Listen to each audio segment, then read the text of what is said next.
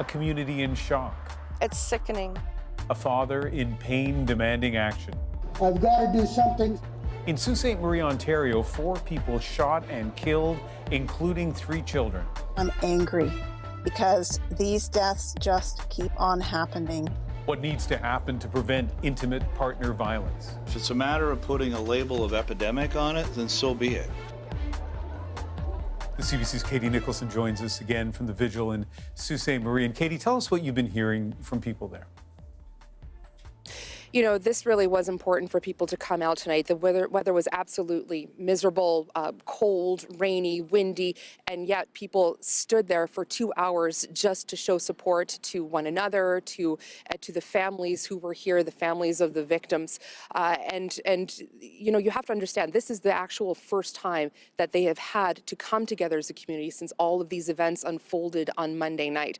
It's a community that is still dealing with grief on so many different levels. There were so many difficult conversations held throughout this week. In a city this size, you really notice when suddenly 3 children don't show up to school anymore, parents having to explain to children what happened as best they can, and children feeling traumatized by this and all of these difficult moments. So tonight what we saw is everybody coming together and comforting one another, but they were also there for Brian Sweeney. He's the father of Angie Sweeney, the first woman who was killed that night, and he had this to say as a promise, a vow to other families that others don't have to go through what he and the other families are going through right now.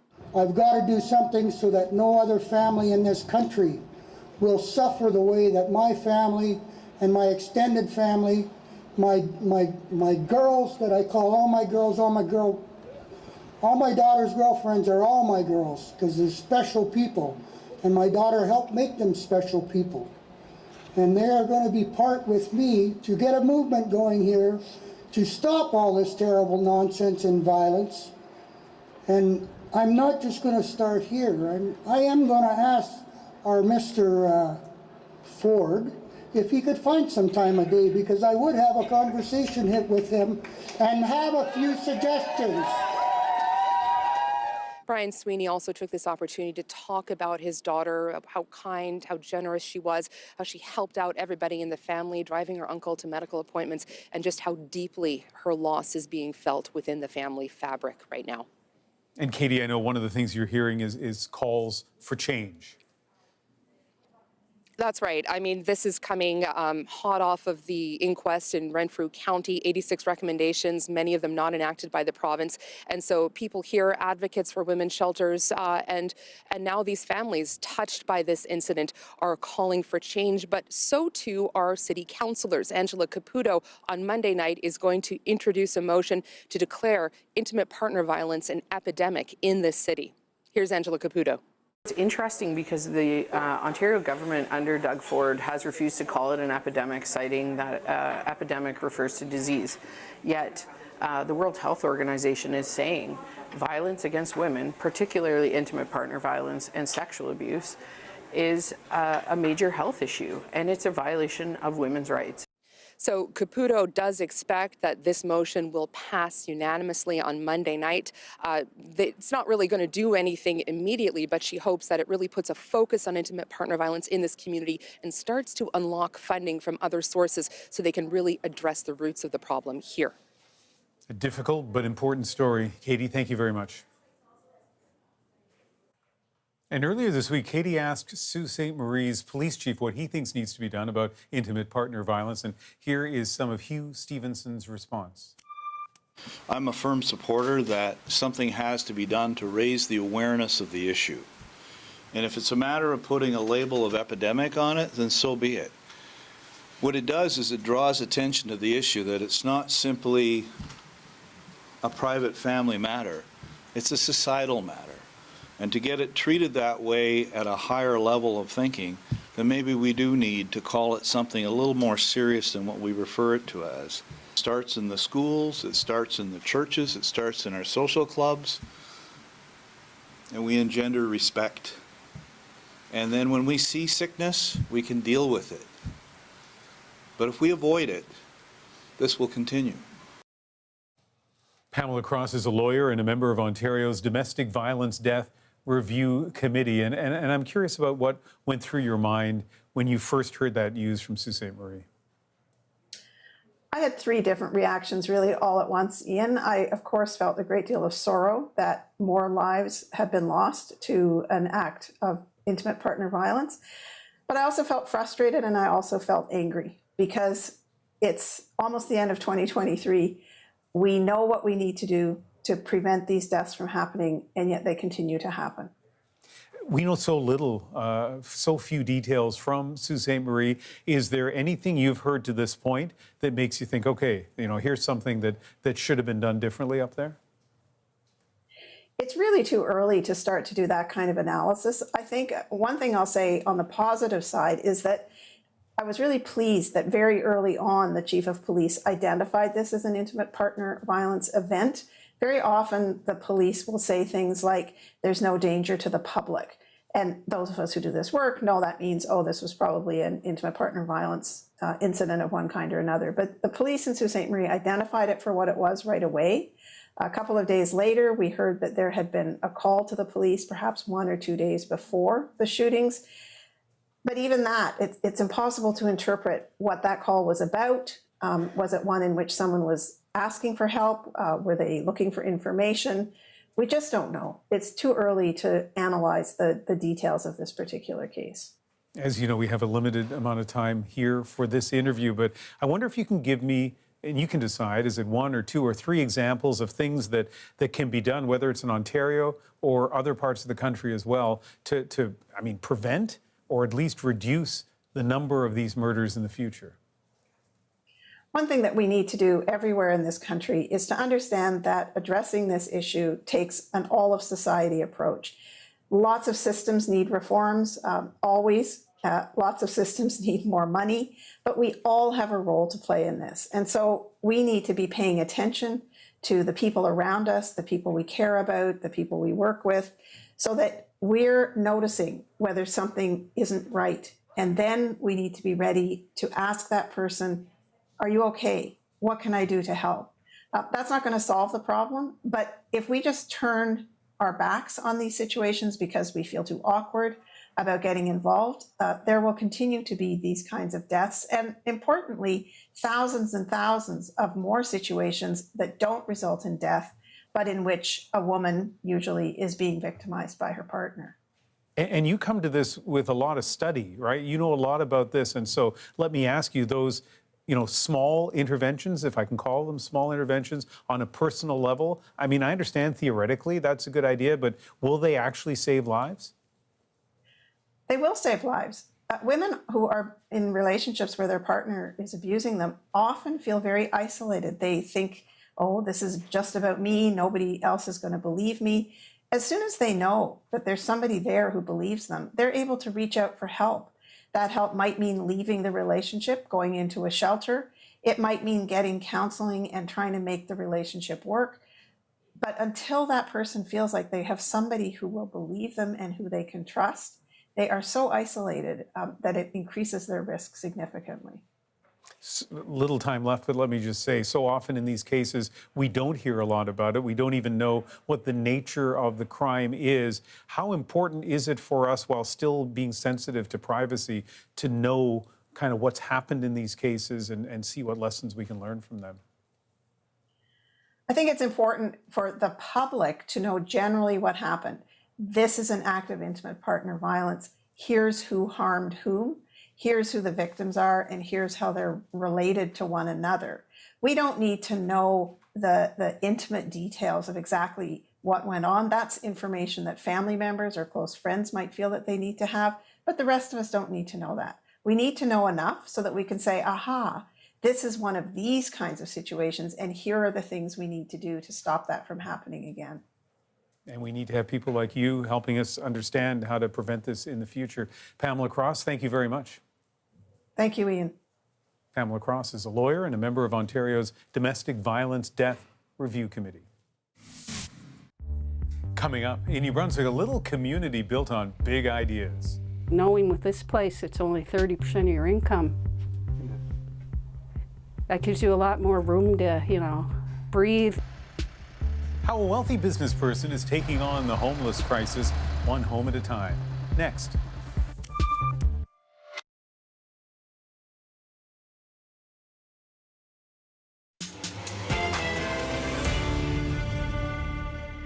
From homelessness to hope. I think the solution's actually not that hard. You got to provide a house. A room to, breathe and not worry. A philanthropist taking that first step. Arsenault here has done more than the government has. He's done it in a year. Building a community from scratch. In Fredericton, he's helping create a community for those who've been living without shelter. As Harry Forrestal explains, the neighborhood is now one to be admired, not avoided. A little bit your way. A little bit more. In a crowded warehouse on Fredericton's north side, a team of builders is moving house. Literally. Under the watchful eye of Marcel Lebrun. Yep. There you go. Now you can go straight. Now you can back up. Okay, stop. Check, stop. Navigating these tight corners is no novelty for a mix of volunteers, trainees, and full-time contractors. They're turning out a home a week here. There's 2 or 3 different designs. They're all fairly small, tiny homes, but they have everything in them. Full kitchen, full bathroom, dining, living area kind of thing. A software engineer by training, Lebrun is also a multimillionaire. Having sold his social media monitoring company to a U.S. computing giant, Lebrun now pours his time and money into a project to house the homeless. Okay, come on down, Gary. Not just house them, but provide the tools they need to lead productive lives. But really, I see myself as a community builder. And really, what we're doing here isn't just building a little community, but we're building community in our city. Like, how do we help our city be better? Fredericton, and all of New Brunswick for that matter, can use the help. In the past year, more than 1,800 people in the province have found themselves homeless for at least a day. More than 600 are chronically homeless. At the core of Lebrun's strategy is a community of tiny homes on a strip of unused land sandwiched between a mall and a local First Nation. There are plans for 99 such homes. 74 have been built and occupied so far. Susan Hayward's life went into free fall following her husband's death. She quickly found herself out of money and out of friends. I ended up with no place to live because I couldn't afford it anymore. I got evicted, stayed with a friend, and she kicked me out. Didn't know where I was going. Susan isn't an addict. She doesn't have severe mental health issues. But suddenly alone and homeless, she had nowhere else to turn. How do you pay for food, car insurance, things like that, plus pay for an apartment? And one person just can't do it. It's a lot. You honestly can't. So knowing with this place it's only 30% of your income, that gives you a lot more room to, breathe and not worry. Makes it more affordable. Yeah. Room to breathe and not worry. It's all Susan and her neighbors are looking for. Randy Birch lived in his car for a year before he got on the list for a home at 12 Neighbors. Now he works as a landscaper for the community. I can remember 30 years ago that the government promised homelessness was going to end in 10 years. Well, here we are 30 years later, and Marcel here has done more than the government has. He's done it in a year.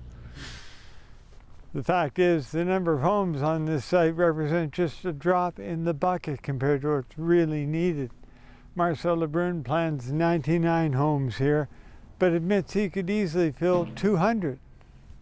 You can definitely get overwhelmed when you look at the big picture, at the numbers. So we're going to really work hard to hone in this model to show that not just housing, but housing, affordable housing, plus a managed community, plus developmental support.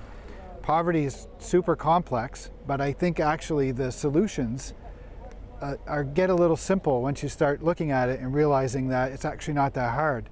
You got to provide a house.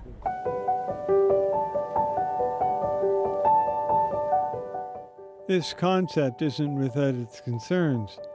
Drug addiction, the sex trade, and interlopers who don't respect boundaries aren't easily left behind.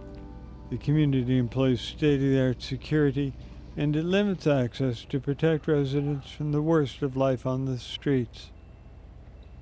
We have gates that close at night just so that our community members can come and go. They have cards if they have a car, or if they have a guest, they can register them. But if someone is unregistered, they can't just drive in. And out here, you're going to have the coffee bar. So definitely we have to have a lot of people here. The heart of the 12 Neighbors community will be this enterprise center. There's space here to build more tiny homes for other sites, to open a coffee shop, a teaching kitchen, and even a silk screening business, where Samantha Seymour is learning a trade. First there's housing, but then there's a community, right? So I have a community of friends who some I call family, right? I have a job because of 12 Neighbors, right? And there's other opportunities, right? So I got counseling when I first moved to 12 Neighbors. Like, a counselor came to my house, so there's that. But it's a sense of belonging.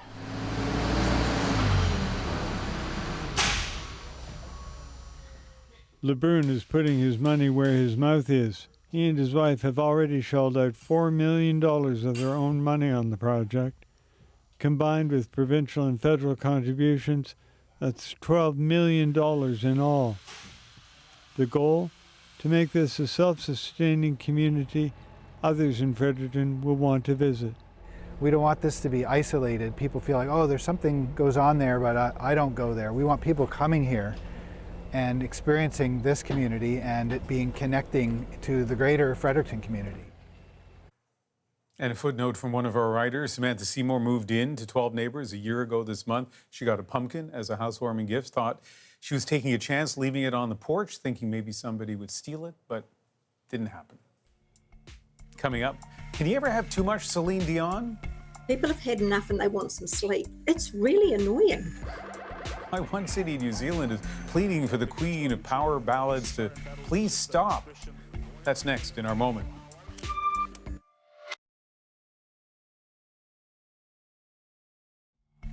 Almost anywhere in the world, Celine Dion's music makes an impact. I mean, almost always positive, except maybe in one New Zealand city that's being plagued by late-night speaker battles blaring her music. It's gotten so bad, residents have started a petition with hundreds of signatures. Some are considering moving. So tonight, the immense power of Celine Dion's voice is our moment. A siren battle is when a group of cars or a group of push bikes get together and they battle out songs. And they have lots of speakers on the car, on the roof, out the windows, and they like songs that have a high pitch and a screech. So Celine Dion is very popular. Are you cranking Celine Dion? Yeah. Why? She's sexy. But they don't play a whole song. They only play a little bit. Very frustrating. The music starts and then it just keeps going. It's really annoying. We're trying to encourage them to finish at 10 p.m. our time. They've been going till 2, 3 in the morning. People have had enough and they want some sleep. I've had people complain because they're not playing the whole song. They said, we wouldn't mind sitting outside and hearing Celine if they played the whole song. But, you know, I like Celine Dion. But anyway, that's where we're at. So the appeal of her music is universal. Let's hope those speaker battles, which I've never heard of before, are not universal. They don't spread to North America. And here's an inception possibility. That mayor's name is Anita Baker, so maybe they switch from Celine Dion's music to the power ballads of Anita Baker. Look it up. That is The National for October 27th. I hope you join me Sunday for Cross Country Checkup on CBC Radio and CBC News Network, and later that night right here for The National. Have a great Saturday.